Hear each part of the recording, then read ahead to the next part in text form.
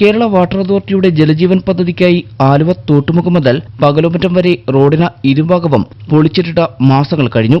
പൈപ്പുകൾ സ്ഥാപിച്ച റോഡിന് ഇരുഭാഗത്തും മെറ്റിലിട്ടെങ്കിലും ടാർ ചെയ്യാത്തതുമൂലം പൊടിശല്യവും നിത്യേന ഗതാഗതക്കുരുക്കും അപകടങ്ങളും വർദ്ധിച്ചു വരികയാണ്. ഇതിൽ പ്രതിഷേധിച്ചാണ് ആലുവ താലൂക്ക് പൗരാവകാശ സംരക്ഷണ സമിതിയുടെ നേതൃത്വത്തിൽ നാട്ടുകാർ ഉൾപ്പെടുന്ന ജനകീയ സമിതി കുട്ടമശ്ശേരി ജംഗ്ഷനിൽ പ്രതിഷേധ ധർണ സംഘടിപ്പിച്ചത്. ധർണയ്ക്ക് ശേഷം വാട്ടർ അതോറിറ്റി എക്സിക്യൂട്ടീവ് എഞ്ചിനീയർക്ക് നിവേദനവും നൽകി. എത്രയും വേഗം പൊളിച്ചിട്ട റോഡ് പുനഃസ്ഥാപിക്കുക, ഉദ്യോഗസ്ഥരുടെയും കരാറുകാരുടെയും നിസ്സംഗത അവസാനിപ്പിക്കുക എന്നിവയാണ് പ്രധാന ആവശ്യം. ഫെബ്രുവരി മാസത്തിൽ പണി തീർത്ത് മാർച്ച് മാസത്തിൽ പൊതുമരാമത്ത് വകുപ്പ് PWD അധികാരികൾക്ക് റോഡ് BMPC അടിസ്ഥാനത്തിൽ ടാർ ചെയ്യേണ്ടതായിരുന്നു. PWD അധികാരികളുമായി ബന്ധപ്പെട്ടപ്പോൾ കേരള വാട്ടർ അതോറിറ്റിയുടെ പിടിപ്പുകേടാണെന്നാണ് ഞങ്ങൾക്ക് ബോധ്യപ്പെട്ടത്.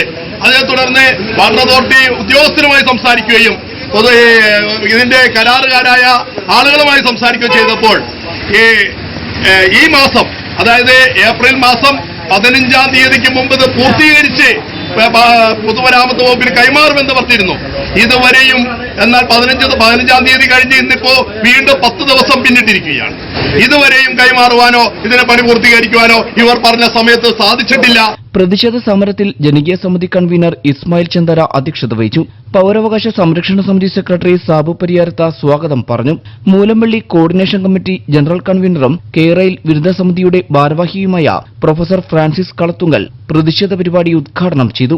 ഭാരവാഹികളായ ജോൺസൺ മുളവരിക്കൽ, ഷഹബാസ് ഷാഫി, അബ്ബാസ് തോഷിബാപുരം, സുലൈമാൻ അമ്പലപ്പറമ്പ, ബേബി വർഗീസ, മുഹമ്മദ് ഷാലിമാർ, ഹനീഫ കുട്ടോത്ത, MV മുഹമ്മദ് ബഷീറ, ബാവാക്കുട്ടി, ബഷീർ കല്ലുങ്കൽ, TM അബ്ദുൽ വഹാബ, ഫൈസൽ ഖാലിദ, മുഹമ്മദ് സാദത്ത, മോഹൻ റാവു എന്നിവർ പ്രസംഗിച്ചു.